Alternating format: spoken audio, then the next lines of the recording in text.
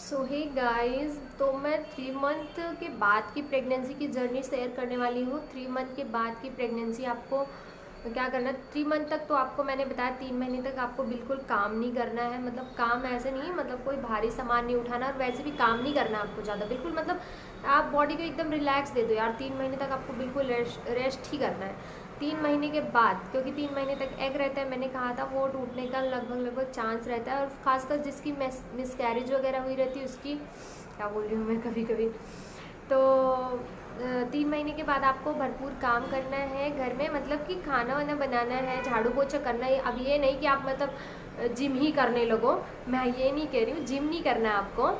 जी हाँ, भारी सामान बिल्कुल नहीं उठाना, जिम नहीं करना आपको। टहलने ज़्यादा से ज़्यादा जाना आपको, कम से कम 1 किलोमीटर या आधा किलोमीटर आप जितना टहल पाते हो। और अगर आप घर से बाहर नहीं जाते हो, जैसे गांव में ज़्यादातर क्या होता है, घर से बाहर नहीं जाते हैं, तो वहाँ आपको आवाज़ आ रही है। मेरा घर बिल्कुल रोड के साइड में है, तो आवाज़ आती है, सो डोंट माइंड। तो आपको बाहर, जैसे गांव में रहते हैं तो वहाँ जा नहीं सकते बाहर, तो वहाँ पे क्या करना है कि आपको घर में ही, गांव में घर तो लगभग सा बड़ा रहता ही है, या फिर घर बाहर मिला के आंगन में ही आपको मतलब 10, मतलब खाना खाने के बाद सबसे ज़्यादा मॉर्निंग में करें, और शाम में, मतलब आपको जब भी टाइम मिले वो ज़्यादा से ज़्यादा आपको टहलना है। बिल्कुल खूब ज़्यादा टहलना है। काम आप कम करो पर टहलो आप ज़्यादा। मैंने भी काम कम किया था बिल्कुल, लेकिन टहला बहुत ज़्यादा था। मैं सुबह शाम डेली डेली यार 1-1.5 किलोमीटर सुबह, 1-1.5 किलोमीटर शाम को डेली जाती थी टहलने के लिए।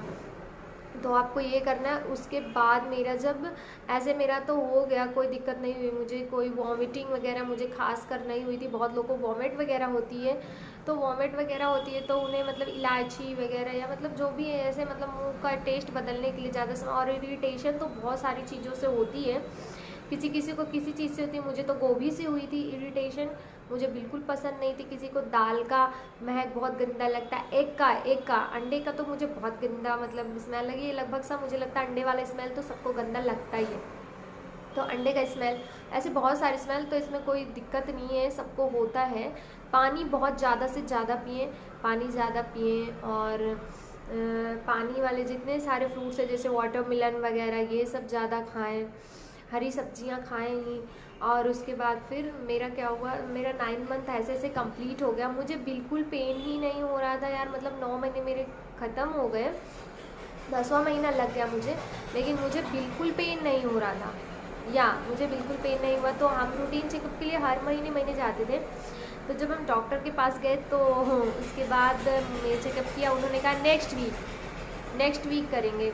तो नेक्स्ट वीक फिर मेरे हस्बैंड बोले अगर आज डिलीवरी नहीं हुआ मैं हॉस्पिटल से घर ही नहीं जाऊँगा, या बोले हॉस्पिटल से घर नहीं जाऊँगा यार। फिर मैं डॉक्टर के पास गई और ऑफिस से कहा मैम मुझे पेन हो रहा है।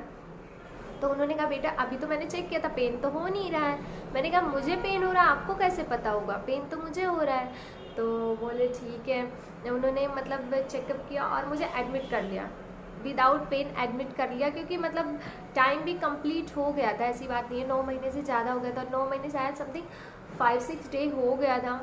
तो उन्होंने मुझे एडमिट कर लिया, और मुझे मॉर्निंग में 10-11 बजे एडमिट किया उन्होंने। शाम तक मुझे कोई पेन नहीं हुआ, शाम तक पेन नहीं हुआ। तो उन्होंने मुझे ग्लूकोज की बॉटल लगाई, ग्लूकोज की बॉटल में इंजेक्शन दिया, इंजेक्शन से भी मुझे कोई पेन नहीं हुआ।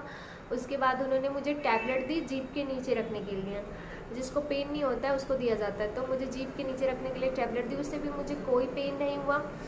ऐसे ऐसे करते मेरा मतलब रात के 12-1 बज गए, या रात के 12-1 बज गए। उसके बाद जो है उन्होंने मेरे पैर के उन्होंने वो मतलब आप वॉशरूम लैट्रिन का इंजेक्शन देते हैं जब किसी को मतलब प्रेगनेंसी रहती है, जब डिलीवरी टाइम होता है, तो लैट्रिन का वो इंजेक्शन एक होता है वो देते हैं आपको, जिससे आप तुरंत ही वॉशरूम में जाओ। आपके जितने भी मतलब वो रहते हैं अंदर वॉशरूम, वो मतलब फिनिश हो जाते हैं वहाँ पे, क्योंकि डिलीवरी के टाइम इतना पुश करना पड़ता है गाइस, मतलब कि कहीं वॉशरूम वगैरह ना हो जाए, इसलिए मतलब वो वैसा करते हैं। तो वो दिया मुझे, लेकिन मुझे कोई पेन वगैरह नहीं, उससे आपका पेट खाली हो जाता है। और उसके बाद आपको कुछ भी खाने के लिए नहीं देते हैं वो, या चाय बिस्किट दे सकते हैं बस।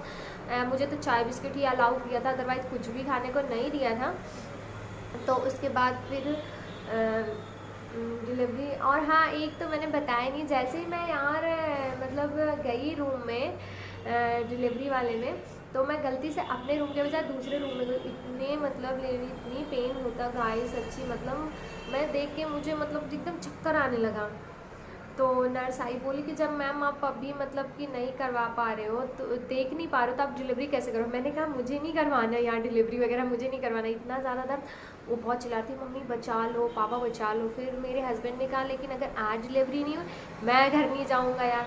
फिर मुझे जब कर लिया एडमिट, सो हम आते हैं अपने टॉपिक पे। तो उसके बाद फिर मुझे लैट्रिन इंजेक्शन दे दिया गया। तो मेरे पैरों पे, दोनों पैरों पे मतलब, उसके बाद उन्होंने थाई के पास मेरे 2 इंजेक्शन लगाए। उसके बाद मुझे लाइटली हल्का हल्का सा मुझे पेन हुआ, थोड़ा थोड़ा सा पेन हुआ, मतलब ज़्यादा नहीं हो रहा था। लेकिन हाँ, फिर मुझे मेरा बच्चा घूम गया। जी हाँ, बच्चा घूम गया मेरा, नीचे आने के बाद बच्चा घूम गया। तो उन्होंने मुझे अल्ट्रासाउंड मशीन के पास कम से कम 1 घंटे तक मुझे वहाँ पे रखा, चेक करे जैसे मतलब वो डिलीवरी पोजीशन में आए वो करने की कोशिश करे, फिर वो घूम जाए, फिर डिलीवरी पोजीशन में आए फिर वो घूम जाए। 1 घंटे तक वो यही चेकअप करते रहे कि बच्चा मतलब कभी इधर कभी उधर, कभी इधर कभी उधर। तो फिर उसके बाद 1 घंटे वहाँ कंप्लीट हो गए। लेकिन फिर उसके बाद मुझे थोड़ा थोड़ा फिर से वापस मुझे पेन बंद हो गया था, फिर वापस से मुझे पेन स्टार्ट हुआ थोड़ा थोड़ा। 5 मिनट मुझे पेन हुआ और डॉक्टर ने सबसे पहले तो कह दिया मुझे कि ऑपरेशन करना पड़ेगा। ऑपरेशन के लिए फॉर्म वगैरह सब कुछ फिल हो गया, मेरे हस्बैंड ने करवा दिया है। लेकिन मैं कह रही थी कि ऑपरेशन कर दो। 5 मिनट जब मुझे पेन होना स्टार्ट हुआ, 5 मिनट ही हुआ था, लेकिन उतने में ही गाइस मतलब लग रहा था कि मतलब जिसको उतनी देर तक पेन होता है क्या होता होगा।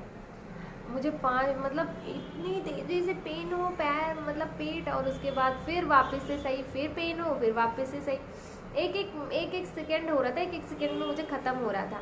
तो डॉक्टर ने मतलब सब कुछ कर लिया। फिर उन्होंने कहा एक बार ट्राई करते हैं। फिर उन्होंने दूसरे डॉक्टर को बुलाया बाहर से, फिर उन्होंने एक बार ट्राई करा। 2 लेडीज़ और 2 जेंट्स डॉक्टर थे, 2 लेडीज़ 2 जेंट्स यहाँ डॉक्टर थे।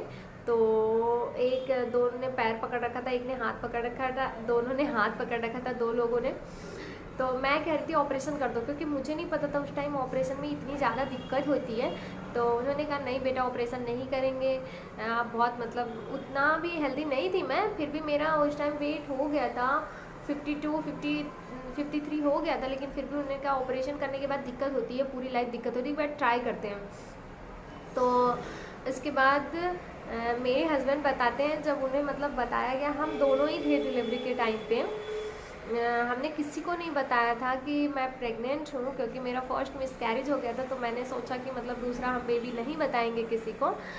तो उसके बाद फिर मेरे हस्बैंड मतलब एकदम शॉक्ड रह गए कि यार ऑपरेशन होगा क्या देखो। उन्होंने कहा एक बार ट्राई करो।